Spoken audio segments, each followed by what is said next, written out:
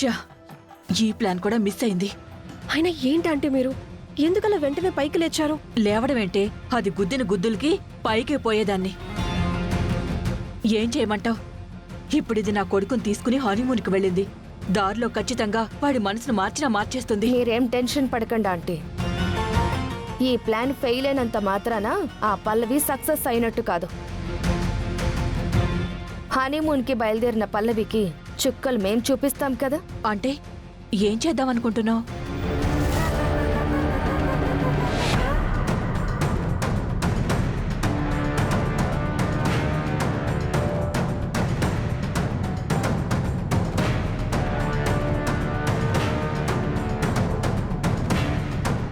So ఆ plan miss అవ్వదు.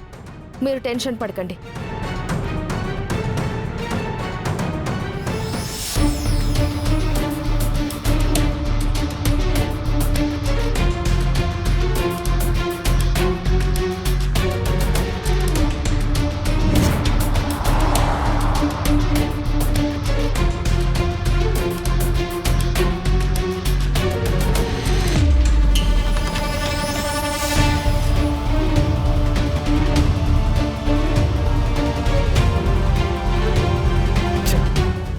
నమ్ముకొని నిండా మునిగిపోయాను. దీంతో హనీమూన్ అంట. నా కర్మ కాలిపోతుంది అనుకోలేదు.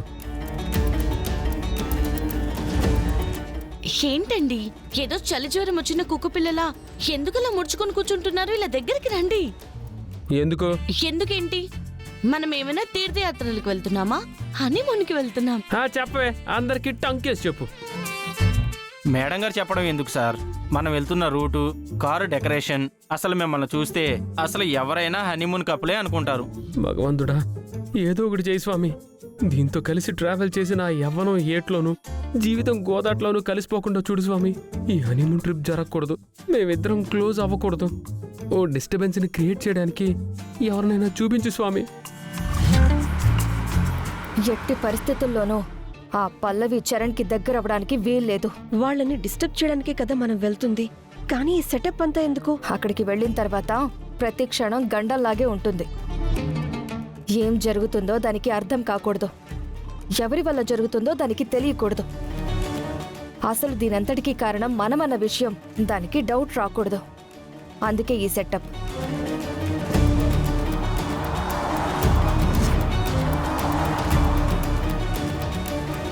అబ్బా, ఈ నెల కాదు, చెప్తాను. అబ్బా, ఏంటే నవల్లో పడుకున్నావేంటి? నాకు విపరీతమైన తలనొప్పి వస్తుందండి. నీతో బయలుదేరినప్పటి నుంచి నాకు హెడ్ఏక్ గా ఉంది. నేనెవరితో చెప్పుకోవాలి? హెడేక్ వస్తుందంటే కామెడీలు చేస్తారేంటి? Sir, catch. ఏంటిది? Balm sir. మేడం గారికి హెడేక్ వస్తుంది అన్నారు కదా, కాస్త బామ్ నుదుటికి రాసి మసాజ్ చేయండి, తగ్గిపోతుంది. ఏంటి, నేను మసాజ్ చేయాలా దీనికి? ఏంటండి, డ్రైవర్ కున్న కన్సర్న్ కట్టుకున్న భర్త మీకు లేకుండా పోయింది. మసాజ్ చేస్తే హెడేక్ తగ్గుతుందంటున్నారు కదా, చెయ్యండి. నేనెందుకు నీకు మసాజ్ చేయాలి? ఒప్పుకున్న పెళ్లికి వాయించడం తప్పదని కట్టుకున్నాక తప్పదు సార్. ఎదిగోండి, మీరు ఇలాగే లేట్ చేశారనుకోండి, హెడేక్ ఇలాగే పెరిగిపోతుంది. అది కాస్త ఏ మైగ్రేన్ నొప్పో అయ్యి తర్వాత ఇంకేదో అయ్యి నాకింకేదో అయ్యిందనుకోండి, మీరే కావాలని చేశారని హనీమూన్కి తీసుకొచ్చి భార్యను చంపేశారని రేపు పేపర్లో మీ ఫోటో వస్తుంది. అవునండి, ఈ మధ్య చాలాసార్లు టీవీలో చూసాం కదా, హనీమూన్కని బయలుదేరిన జంటల్లో ఎవరో ఒకరు మర్డర్ అవడం, ఆ కూడా వచ్చిన వాళ్ళే మర్డర్ చేయడం. ఇంతటి దానికి మళ్ళీ మర్డర్లు న్యూస్ పేపర్లు ఎందుకులే.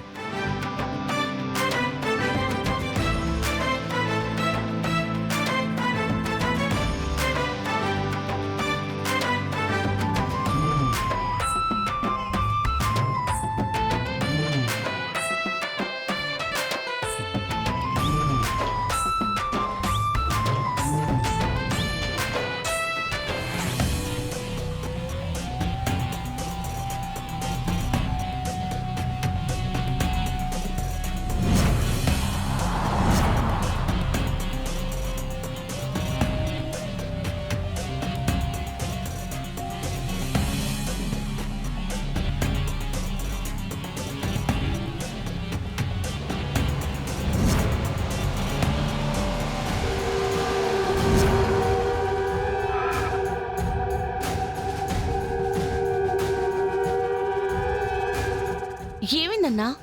తెలియదు మేడం, చూస్తాను. ఏంటి ఇక్కడ కారు ఎందుకు ఆపినట్టు? అదే తెలియట్లేదు. ఏమైనా ప్రాబ్లం ఏమో. అదిగో డ్రైవర్ ఏదో చెక్ చేస్తున్నట్టున్నాడుగా.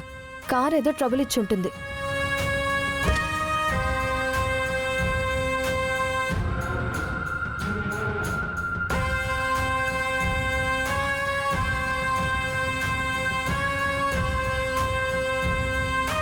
ఏంటి ప్రాబ్లం? కారు బ్రేక్ డౌన్ అయింది సార్. మరి ఇప్పుడు ఎలా? ఇంకో 10 కిలోమీటర్స్ ఉంది కదా ఊటీకి. అవును మేడం. ఉండండి, ఏదైనా వెహికల్ వస్తే లిఫ్ట్ అడిగి వెళ్దాం.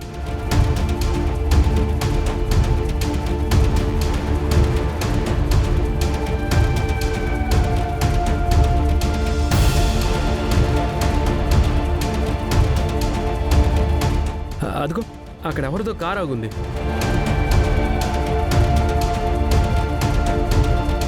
ఇదేంటి చరణ్ మన కార్ని చూపిస్తున్నాడు? ఉండండి సార్, నేను వెళ్ళి వాళ్ళనే లిఫ్ట్ అడుగుతాను. వద్దులే అన్నా, లిఫ్ట్ మాకు కదా కావాలి. నేనే వెళ్ళి అడుగుతాను. అలాగే మేడం.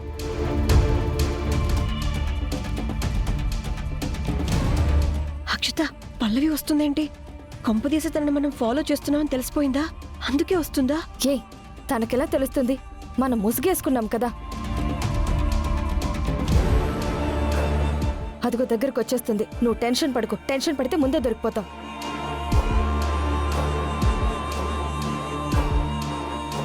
ఎక్స్క్యూజ్ మీ మేడం, ఏంటి? మీరు మాలాగా తెలుగులో మాట్లాడుతున్నారేంటి? మాకే తెలుగు బాగా వచ్చు. మీది కారుకి ఏంటి అయ్యింది? మా కార్ ట్రబుల్ ఇచ్చింది. సారీ, మా కార్ బ్రేక్ డౌన్ అయిందండి. మీరు ఎక్కడి వరకు వెళ్తున్నారు? మీరు వెళ్ళే చోటుకే.